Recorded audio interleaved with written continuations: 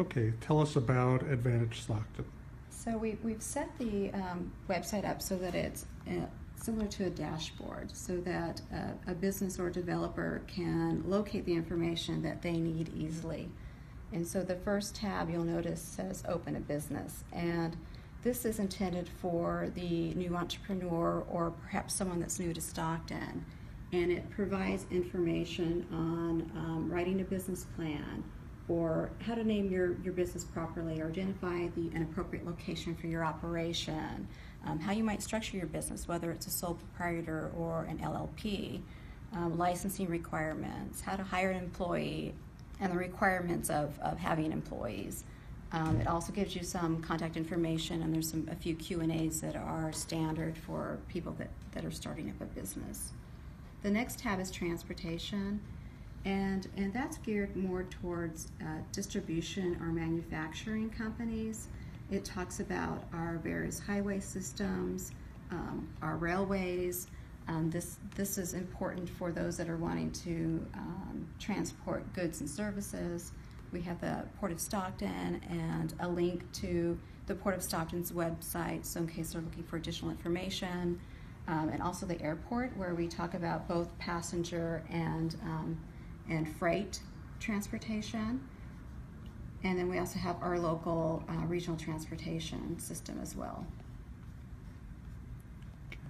And if we go back to the dashboard, which you could just hit home and takes you right back to the dashboard, we have a link that takes you to the city's incentives here. So if we go Find Incentives, it'll take us to the City of Stockton's website, and we'll talk about our various loan programs. We have a fee deferral program, and we actually just approved a new fee deferral program, which we'll be announcing shortly as well.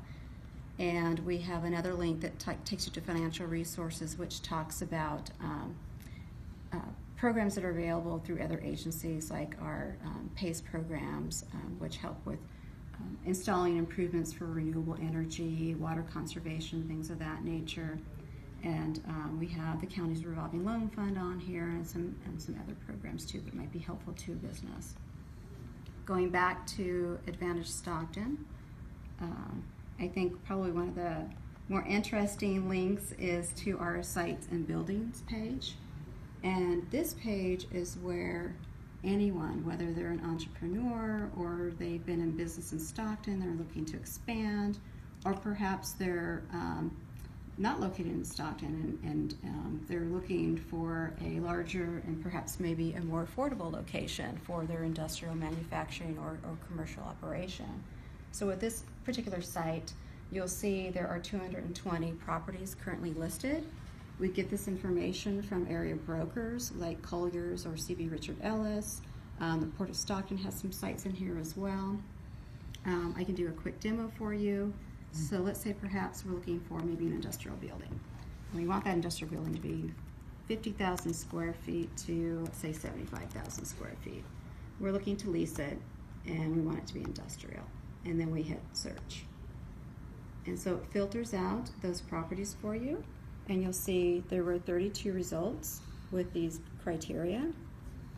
Oops, I think I didn't do 50,000. No, I did 50,000. 750. I did 7.5 million, I believe. So now there's 19. Mm-hmm.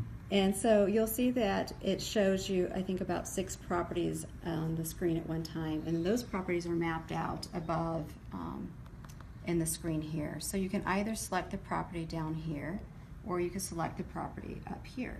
So I'll just click on one of the properties. It gives you a little bit of information here, but to get more detailed information, you just click on the address. And so you get an aerial view of where it's located. You can zoom in or out for that aerial view. You can scroll down, and you'll see that you'll get additional information on that site. So it tells you, you'll see here it says 180,000 square feet, but our parameter was 50 to 75, but this one's divisible, so we can go as small as 45,000 square feet. So it includes properties that are even divisible. They might be larger than your parameter, but you could lease a certain space within that larger building.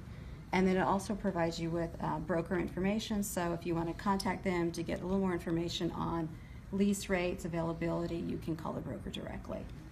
So let's say you've identified the site, you like this site, sorry. And you want to get a little bit more information on the surrounding uses, so you can go to labor force.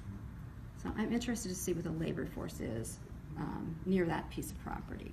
It automatically defaults to 10 miles, so I'll change this. Let's make it smaller. Let's do 2-mile radius and modify the report. And so when you modify this report, you'll see it indicates there are about 600 establishments or businesses within 2 miles of that property. There are approximately 9,500 employees within that 2-mile radius. It breaks it down by the number of employees per establishment. So there are 1 to 4 employees in 300 of those establishments. So you'll see they're mostly small businesses in that area. And it'll also tell you the types of industries that are in that area. So it's broken down by whether it's agriculture, mining, construction. You'll see here manufacturing is the largest sector within that area, which makes sense with the location that we're looking at. And so maybe you want to look at demographics. What's the demographics look like in that particular area? And again, it'll default to 10 miles. I like to narrow that a bit because most people are a little interested in closer to the particular piece of property. I think it did it. Okay, please.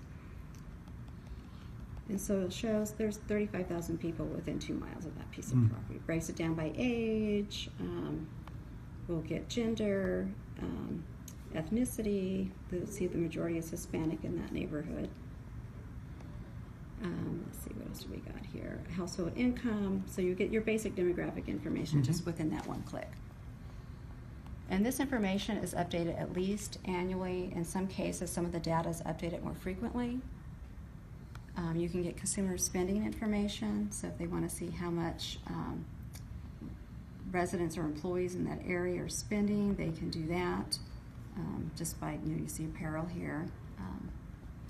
We get wages, so you can see what the typical wages are. Now, this is not within the geographic, within a specific geographic area in terms of like 2-mile radius, but it's for the city of Stockton.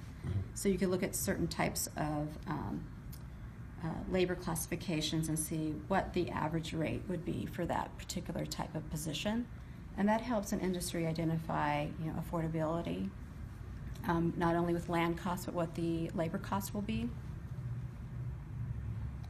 And then we've got businesses. This is kind of interesting because this is a 1-mile radius here, but it shows you can actually break it down a little bit more. So with that, not just your general classifications, but if you click on the plus sign, it'll break it down even further. And so you'll see there were 6 total in construction, but if you select it more, it gives you the actual business name. So you can really drill down if you want to. So you can really, with this, get just lots and lots of information as you're deciding where you might want to locate a business. Is the labor pool there for me? Is the land available? Is the land affordable? Are the transportation systems in place for me? So you can find a lot of information just with this one tool. Now there was a website and there's been a website, but how much better is this website? This is so much better. I mean, we did have we've had Advantage Stockton for quite some time now, and it's basically a license agreement that we have with the developers of the site, which is GIS Planning. And GIS Planning has recently upgraded their software application to provide these additional tools. So essentially, previously, you can find data, you can get some of the demographic data, but this just drills down so much further. You can, like you saw, get the wage rates. You can compare, and I'll show you it shortly, you compare the city of Stockton to perhaps Modesto in terms of demographic data. You can identify the businesses specifically within a 2-mile radius of that property, and you'll know the name of that business. You'll know how many employees that particular business has, and that can help build synergy from one business to another too, and get that critical mass of similar types of industries. So let me go to another tab.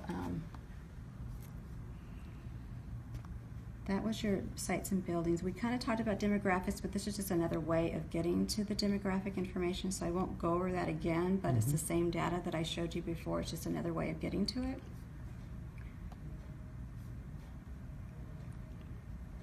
businesses, a business report. It's very similar again to what I showed you. This one's slightly different in that you could select a cluster, and you could do this without having to go through property. Let's see if it's going to work here for me. There it goes. And so let's say I'm interested in aerospace. So I'll click that. And it says, okay, you've got one business in the city of Stockton that's in the aerospace or vehicle defense. So I can actually click this button here, perhaps. There it goes. And it says it's applied aerospace structures. And it tells me that it has 250 to 499 employees. The sales estimate 25 to 75 million.